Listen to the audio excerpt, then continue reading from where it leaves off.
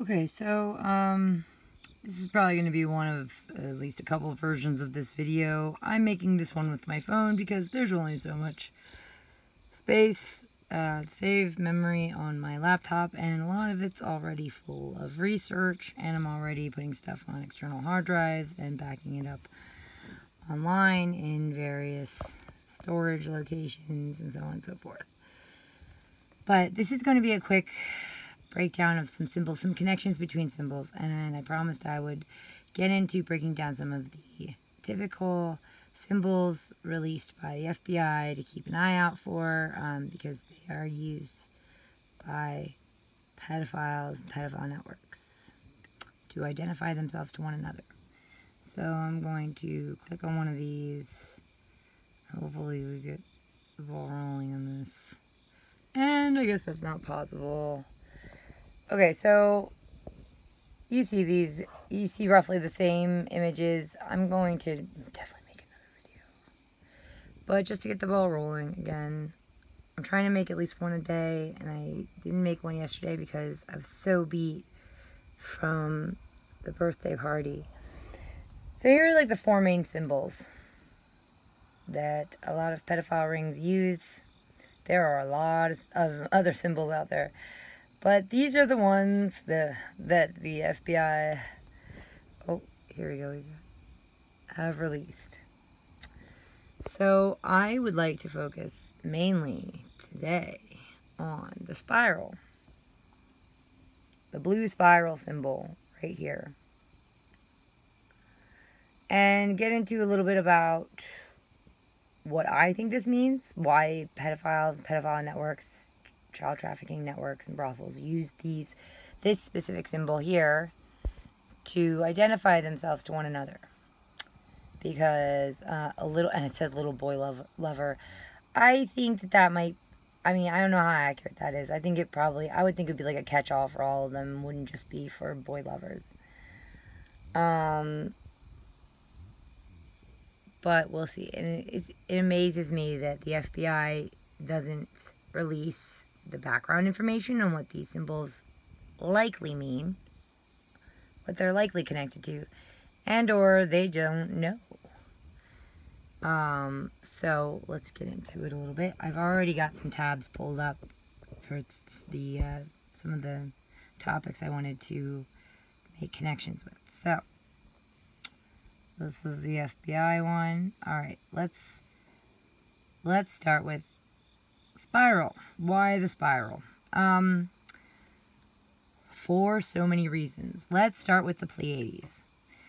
It's my opinion that one of the things, the spiral has many, many layered meanings.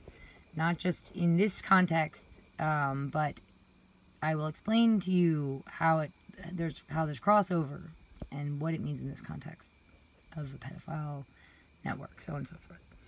This is called the Pleiades constellation. I brought up a bunch of pictures of it. You can find all these pictures when you Google them. Google the Pleiades.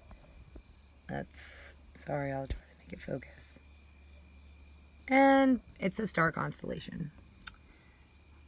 See how it looks very blue? I apologize for I'm going to try to keep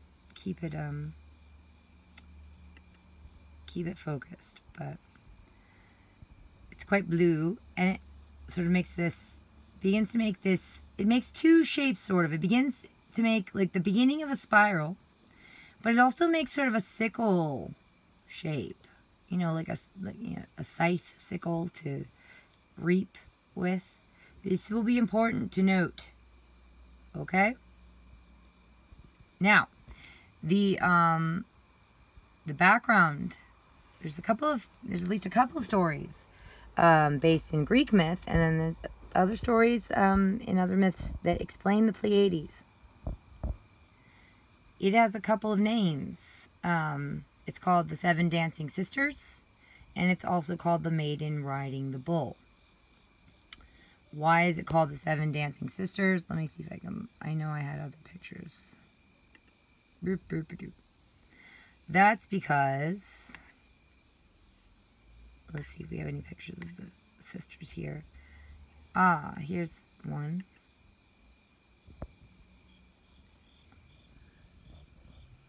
So there is a story connected to the 7 dancing sisters, the 7 maidens. They were put there in the sky, supposedly by Zeus. Now, remember, Zeus is kind of the lecher of the Greek pantheon. And he got with a lot of maidens. And I'm going to brush up on that story, actually, before I retell it.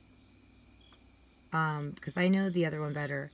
So, but yes. So, that story involves 7 young virginal maidens. And note that they are swinging around stars attached to chains there. So they're dancing in sort of a spiral motion.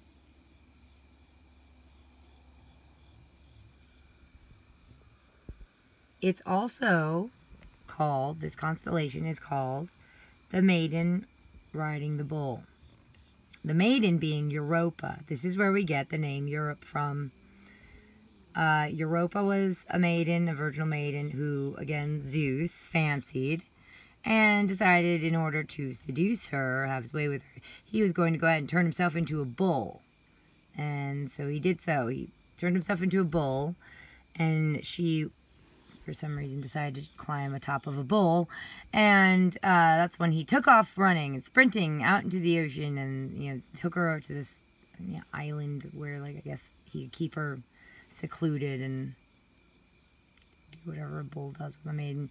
Anyway, so right there we have young girl, young virginal maiden girl, old lecherous male man who perceives himself as being a god king.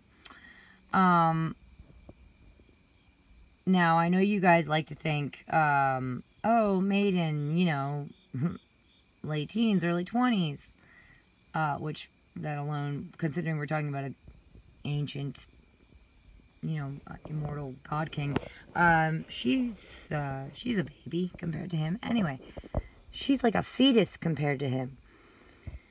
Still, and again, please, you should understand by now that the layered meanings and metaphors and stuff that these stories are meant to contain do not escape me, but please also understand that people will read them on the surface level as well.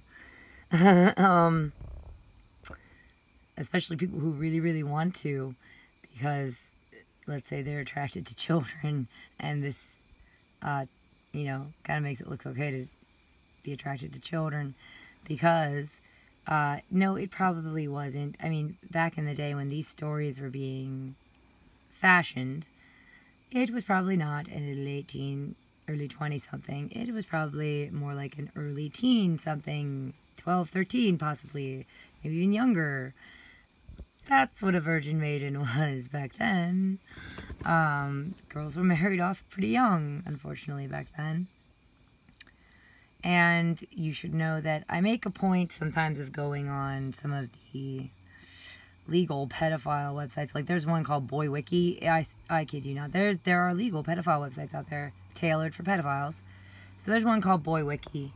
And it's basically a Wikipedia for boy lovers. And I go on these things sometimes and go in, like, the chat rooms and the forums and pay attention to how they speak to one another and the you know, veiled references they use and the overall tone of things, the personal little lingo they use to communicate, so on and so forth. And these dudes are really, really, really big on ancient Rome and ancient Greece. They love ancient Rome and ancient Greece. They pine for it. Like, oh, we've lost the wisdoms that they had back then. Like, dude,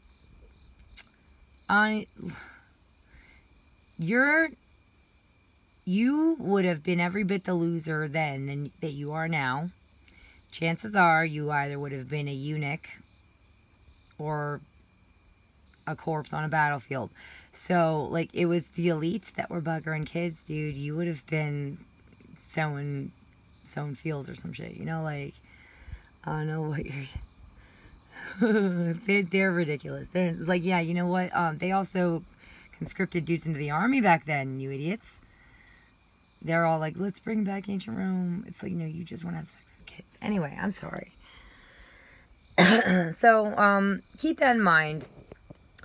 in general, I don't just mean like this cult, but I mean in general, from my observations, adults who are attracted to children and teens, underage kids, basically just kids, you know, have a real soft spot for ancient Greece, ancient Rome, and all the old folklores and myths, because there is a lot of right out in the open, you know, pedophilia and incest, and then a lot of it is also very, you know, just right under the surface, and, you know, if you just dig a little bit, it's right there. Anyway, so I wanted to also show you this. This is another more geometrical, these are a couple more geometrical shapes that represent the Pleiades. Again, the 7 dancing sisters, or the maiden riding the bull. We're going to talk about these 2 stories again in other videos. Please make note of this basic shape here. Again, it's sort of like a squarish sickle scythe, almost. Or if like you made a very square looking snake. But it does remind me of a sickle scythe, and it should remind you of such, even, or it's just a squared out spiral. Because this will pop, this is popping up in other parts of my research. For example, with, and forgive me if I just massacre the name, Huitzilopochtli, whatever, Huitzilopochtli. This dude is a hummingbird god, yup, from the Aztecs. He popped up in my research. He's a symbol, and things that symbolize him are quite often used because they love using hummingbirds. The hummingbird sipping at the nectar of the sunflower, that is a common symbol, image, set of imagery that I've seen them use. It's to do with, you know, the sunflower being like the sea of light, the great mother, and the hummingbird being like her fallen son, that sort of like sips, and sort of the blue hummingbird, and that's what he is. That's what he's known as. By the way, and look at this thing, sort of sickle scythe thing that he carries.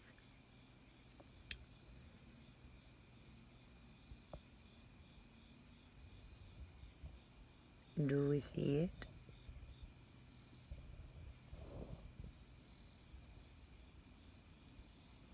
So this is a typical depiction of him. Sort of made to look a bit more like a cartoon. This guy is called, well, the meaning of his name, go up here. He has a couple meanings, and it's, right, he's represented by the hummingbird or the eagle. He's sometimes called the turquoise prince. He's a warrior god, by the way. Don't be fooled by the fact that he's represented by a hummingbird. Hummingbirds are actually quite vicious little fighters. And one of my main suspects, in fact, the first one I identified, has his own video about hummingbirds on his own YouTube channel. In fact, quite a lot of my suspects reference hummingbirds. And the second one, my teacher in high school, one of his paintings is called Hummingbird. It actually looks like a cross, which is, there are connections there, more connections there I'll be making. Not in this video. Aztecs used to do a lot of child sacrifice, and there was, from what I've read, a lot of pedophilia happening in their culture. And they would sacrifice children quite regularly to this god. As I've said, there are lots of ways to sacrifice children, not just, you know, plunging a knife into them that's over some altar. He is called, here we go. You see, he is a deity of war, the sun, human sacrifice. Tenochtitlan. He is the patron city. He is the patron of the city of Tenochtitlan. I'm not even gonna try. He's called the what is it called? The blue hummingbird on the left. the hummingbird of the south, sometimes called the hummingbird of the south, and sometimes called the blue hummingbird on the left. This will be important because this makes me feel like I very strongly feel like he is connected to Series B sometimes. Like, there are lots of ways that I think they have used the stars, constellations, different concepts to relay the idea of that they have in their belief system of this sea of light that has just all this energy, basically souls, a mama made up of innocent souls that would probably be very much like little girls, actually. This is also alluded to in lots of stories, like Ponyo. Yeah. And so it makes me feel like he's another depiction of sort of Series B. You know, the little star that's a companion to Series A, the dog star. So we will get in that. Those two, the dog star at Series A and then Series B, the little pup, are also represented in Egyptian mythology, which we will be touching upon because they love that stuff. Egyptian mythology by a goddess named Sopdet, Series A, the dog star, and a god, her son, named Sopdu. We will be talking about them too in another video. But yes, again, make note of this. We're gonna get into again, this is just sort of like a startup. Look into some of these symbols yourself and see if you can find connections I haven't made yet. But I do have to brush up on my writing on a lot of these because I wrote out a pretty good amount on the connections. And then make a better video. So, we have a sickle scythe held by an Aztec god who is a sun god, a warrior god, represented by hummingbirds and eagles. He's a god of human sacrifice too, and from what I hear tell, a bunch of child sacrifice. He holds this sort of sickle scythe thing, often represented as a snake too.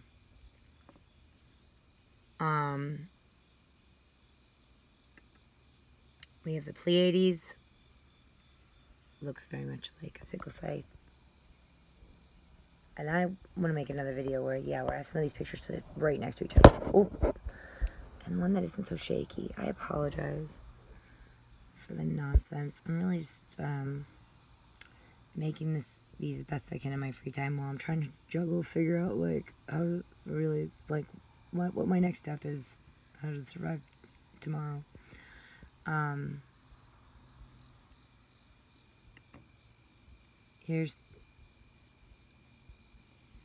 So let me go back to this. This is also connected to the Fibonacci sequence. Let me see if I can find that one. Oh, here's some pictures of the maiden riding the bull. Europa, the maiden, rides the bull.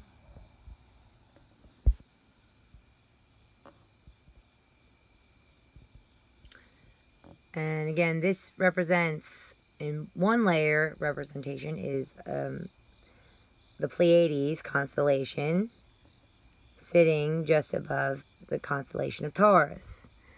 Now, Taurus has is famous for having like a red star for the eye, the Aldebaran. Let's see. Taurus constellation.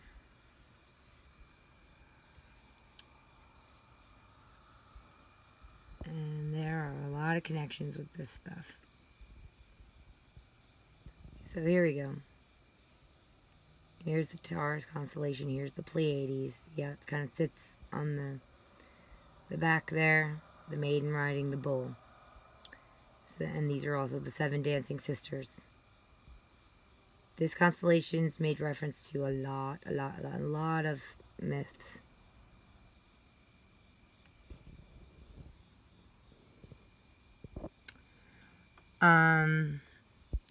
The other thing that the spiral relates to is the Fibonacci sequence.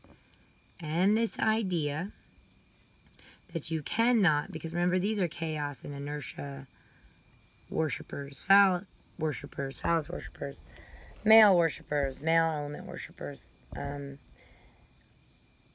Whether you want to say they abuse children for that purpose or they use it as an excuse to abuse children, I don't think it matters. But you have to understand that that is the fallen son they are worshipping. That is essentially like the devil. That is the giant toddler throwing temper tantrum, spoiled toddler. Mommy, mommy, mommy. He's the king of narcissists, okay? And ultimately the best way to please him, and left-hand pathers would be interested in this because they will want to explore him within themselves, you know? Ultimately, the best way to please him is to abuse a child, specifically your own child. Specifically rape a child, and the best he loves is to rape your own child. So, the idea, the reason why that's connected with the spiral is because so this place, life as we know it down here, in the physical realm, the devil cannot be disconnected from this life, and neither can this life be disconnected from the devil. Or evil. And I'm going to explain that a little bit. I'm going to show, I'll be explaining that in a few videos, because I'm going to make one that goes over, like, it goes a bit into the three main archetypes, the mother, the father, and the child. Yeah, and explains why life can't be extracted, life down here as we know it, can't be extracted from the devil, and the devil can't be extracted from life. It's sort of because, yeah, the fallen son, the child, represents life, but also is the devil. So here's the Abrasics. I've made mention of this in past videos. I will be making a whole video about this symbol. This is an occult symbol. It was used by Gnostic cults. They are on record as having engaged in rape of children. The Abrasics, a typical depiction of it. You know, here's like some older ancient depictions, images of it that have been found on rings and gems. It typically has the head of a rooster, the body of a man, a soldier. The tail, well, the legs, has two legs made up of two snakes. And it's often holding a shield and a whip or rod of some sort. And I'll be breaking down those meanings. A lot of connections there. This symbol is connected to the setting sun touching water. And see how it's connected to spirals. This is because it's also to do with magic. Remember I got into a little bit how one of the main elements of magic is bringing together two opposites. Like there, light and dark, white and black. That's how you make magic. Man and woman come together, husband and wife, make a baby. Create life. That's magic. That's about as close to magic as it gets in this world, in this life. The bringing together of two opposites. That's what the fallen child, that's what the fallen son, that's what the child does in order to create himself. Well, or it's believed, at least by this belief system, that he created himself by bringing together the two opposites. But at the very least, he's considered to be the representation of the representation of the mixing of two opposites, because he is the result of such, right? He's the result of the mixing of the mother and the father, the light and the dark. So he's the result of the life. He is like the magic, you know? And that is also the devil. And this is a ring, a sigil that represents the Abrasics. And there are also images with him holding a shield that will be shaped like a spiral, or the whip will be wound like a spiral. You can sort of see it here a bit. I can't really zoom in well enough to see it, I don't think. But this one, I've seen this one up close enough to know that this, like, the shield in it is kind of spiraled. But yeah, so this is the Abrasics. This is actually how I identified the first suspect. I realized that his rubber duck logo that he used for his YouTube video series for his second video series that he released roughly 2006. He's a big name content creator operating on Hollywood. Can anyone guess? He was the president of BuzzFeed Motion Pictures. I realized one day watching one of his videos, because I was a fan, that his rubber duck logo is an Abraxas. He had a rubber duck logo for his second video series. Then I began making connections between he and the Frankist movement. I would go ahead and look into that if I were you. Now, it also connects to the Fibonacci sequence. Why? Because the Fibonacci sequence, as I've said, is built into, I said in a past video, the Fibonacci sequence is a formula almost built into the physical world. See how it's built into how flowers grow. It's built into sunflowers, how sunflowers grow. It's built into our bodies as human beings. It's built into how fetuses grow. It's built into how pine cones develop. Spirals are in everything in the physical world. It's in our DNA. Spirals are in our fingerprints. Spirals are in seashells. See, it's how seashells grow. This, if you map out the Fibonacci sequence, and here's what it is. It's you just add every number in the sequence. You start with 0, then go to 1. Add 1 plus 0, you get 1. Then add 1 plus 1, you get 2. Then add 2 plus 1, you get 3. So you add each number in the sequence to the one that came before to get the next one. That is the Fibonacci sequence. If you graph that out using squares like this, so it started off with a 1. I don't think I can zoom in well enough, but it started off with a little 1, and then they doubled it, and then they made a square that was, as big as both the ones. You see how they did it. And then they made another square as big as the 2 and 1, you see? And if you graph that out, it looks like this. And you can turn it into a spiral. So spirals are built into all of the physical world. And the physical world is ruled over by the fallen sun. It was created kind of by him, according to these people. I don't necessarily know that, but at least for him. It is sort of his womb for the baby boy. So you can see how the Fibonacci sequence, the spiral, is built into everything. Galaxies, even. And so this is why the spiral represents the devil, or is used to represent the devil often. This is why the spiral is used to represent pedophiles and pedophile rings, FBI, pedophile symbols. I suspect that quite a few of these networks are likely not just attracted to children, but they know what they are. They're devil worshippers. They know that they're attracted to children because they are children. The big overgrown Norman Bateses. They hate their mommies. They feel powerless. They feel emasculated. They feel infantilized. It's quite often how these mothers leave their sons. And about half of all child abusers, child rapists, are actually not pedophiles. They are not sexually attracted to children, but they rape them nonetheless because they are horribly disordered and sick and personality disordered. And typically their sense of power has been stolen from them quite often by an abusive parent.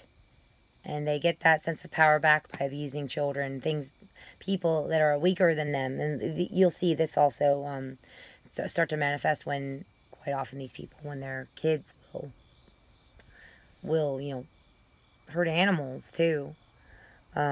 So things that are weaker than them. Why? Because they're weak inside, and they hate that weakness in themselves, and they hate it when they see it manifested in actual little, physically weak things like children. And it actually, where most of us see a little baby, we go like, oh my gosh, little cutie, let's protect it.